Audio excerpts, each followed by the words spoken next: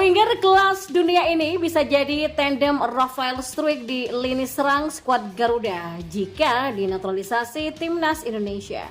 Informasi bola selanjutnya, curhat kekomedian papan atas Korea Selatan, Sinteyong akui ingin pulang kampung dan latih Son Heung-min CS lagi. Dan informasi yang terakhir, jelang Indonesia versus Vietnam, Philippe Rosier pikul beban segunung di hari spesial. Simak selengkapnya di sini bersama saya untuk Anda.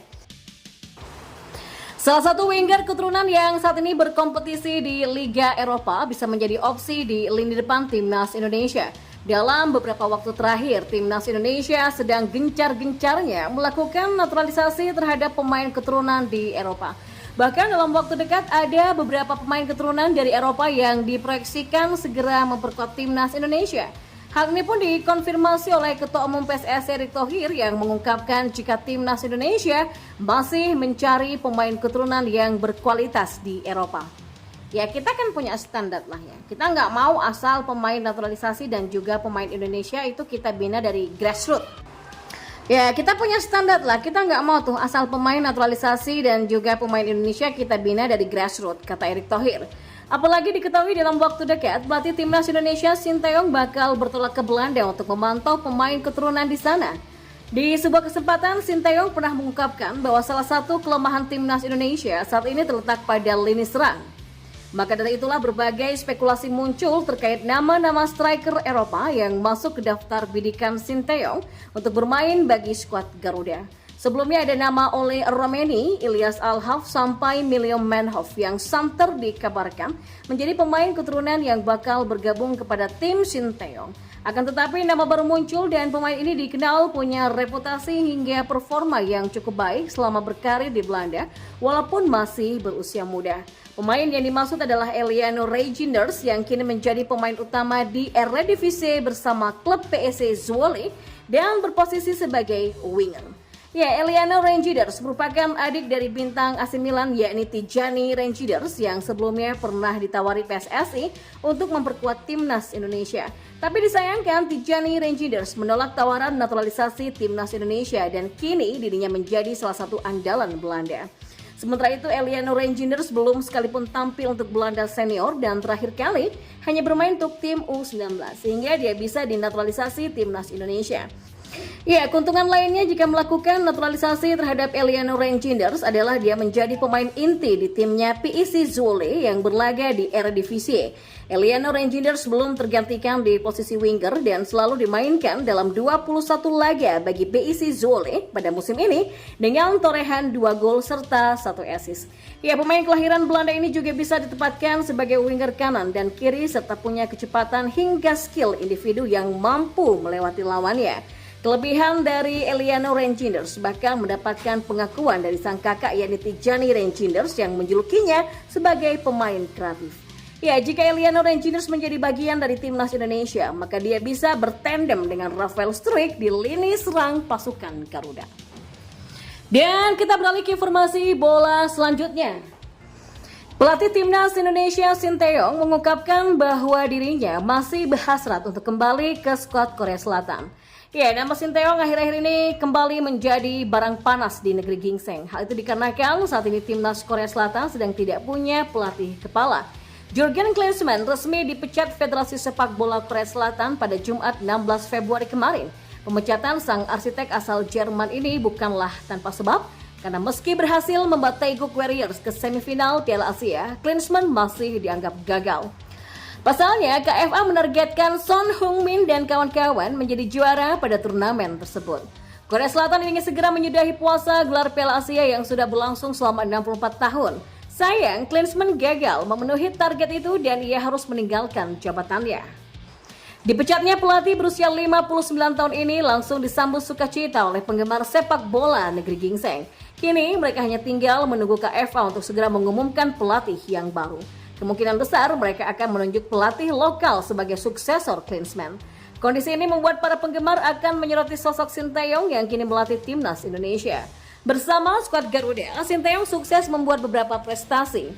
Berkat Chin, saat ini timnas menempati peringkat ke-142 dunia FIFA. Lalu ia juga menjadi pelatih pertama yang sukses mengantarkan timnas Indonesia melenggang ke babak 16 besar atau fase gugur Piala Asia. Sederet prestasi ini membuat penggemar sepak bola negeri gingseng menginginkan Sinteyong untuk pulang kampung. Ia diminta untuk kembali menangani lagi Lee Kang-in dan kawan-kawan. Bak Gayung bersambut Sinteyong ternyata baru-baru ini mengadakan pertemuan dengan salah satu komedian papan atas Korea Selatan, Lee Kyung-kyu, mengungkapkan rencananya. Pelatih berusia 53 tahun itu sadar betul ia masih memiliki tugas bersama skuad Garuda. Akan tetapi ia tak bisa memungkiri perasaannya yang ingin kembali menjadi nahkoda Taeguk Warriors. Ya, kalau saya ingin sekali menjadi pelatih tim nasional lagi. Ini adalah rencana terakhir yang saya pikirkan. Kata Sinteyong, kendati begitu Shin tak ingin periode pertamanya menangani Korsel terulang lagi. Seperti diketahui, Shin pernah menangani Taeguk Warriors pada tahun 2017 sampai 2018. Ia hanya diberikan waktu kurang lebih selama setahun saja untuk meracik tim yang akan berlaga di Piala Dunia 2018. Walhasil, Son dan kawan-kawan gagal total dan tersingkir di babak penyisihan grup. Andai diberi kesempatan lagi, Shin ingin dirinya diberi kontrak yang panjang. Targetnya, ia ingin melatih tim tanah kelahirannya tersebut selama 4 tahun agar mendapatkan fondasi tim yang benar-benar sangat baik. Pelatih timnas Vietnam, Philippe Troussier berada di bawah tekanan yang sangat ekstrim menjelang pertandingan timnya melawan timnas Indonesia. Timnas Indonesia dan Vietnam akan saling bertanding dalam laga lanjutan putaran kedua kualifikasi Piala Dunia 2026 zona Asia. Selain menjadi pertarungan antara timnas Indonesia dan Vietnam, tanggal tersebut juga menjadi hari yang spesial bagi Troussier. Tepat pada 21 Maret nanti, Troussier akan merayakan ulang tahunnya yang ke-69 tahun. Di hari yang istimewa tersebut, SUGBK akan menjadi saksi apakah Troussier mampu melewati segala tekanan dan merayakan ulang tahunnya dengan indah. Sebagaimana dikutip dari superbowl.id dari tenvian.vn, Troussier saat ini sedang memikul beban segunung di pundaknya. Ya, mudah untuk mengatakan tekanan apa yang membebani pundak Troussier. Yang pertama adalah prestasi. Dalam 12 pertandingan awal, pelatih Prancis itu bersama tim Vietnam berakhir dengan kekalahan 2 kali lebih banyak dibandingkan kemenangan. Dengan 8-4. Dan tim asuhan Troussier kalah sepanjang waktu di Piala Asia 2023, kehilangan banyak poin di ranking FIFA dan keluar dari 100 besar untuk pertama kalinya dalam 63 bulan. Ya memang kemudian di kualifikasi Piala Dunia, Vietnam memang unggul 2 poin daripada Indonesia ya. Tapi perbedaan posisi tersebut bisa berbalik hanya dalam satu pertandingan, bahkan dengan 1 gol saja. Ya itulah sepak bola. Ketika seluruh tim atau seluruh kekayaan terkadang ditentukan hanya dalam sepersekian detik. Saat pertama kali menjabat sebagai pelatih, Troussier dengan penuh semangat berbicara tentang strategi jangka panjang, proyek Piala Dunia atau metode akan mengangkat sepak bola Vietnam. Kemudian setelah 1 tahun ketika ulang tahunnya yang semakin dekat, ya mungkin Troussier harus kesampingkan sementara kata-kata besarnya tersebut. Karena apakah kubu yang ingin ia bangun untuk sepak bola Vietnam akan berkelanjutan atau tidak? Ya gini memang bergantung pada beberapa detail kecil di Stadion Gelora Bung Karno pada 21 Maret nanti. Ya, di bawah asuhan Troussier, para pemain Vietnam nampaknya belum memenuhi ekspektasi yang diminta sang pelatih, terutama soal kekuatan fisik, keterampilan taktis, dan konsentrasi. Belum lagi generasi muda yang ia yakini belum matang untuk memikul impian Piala Dunia seluruh industri sepak bola.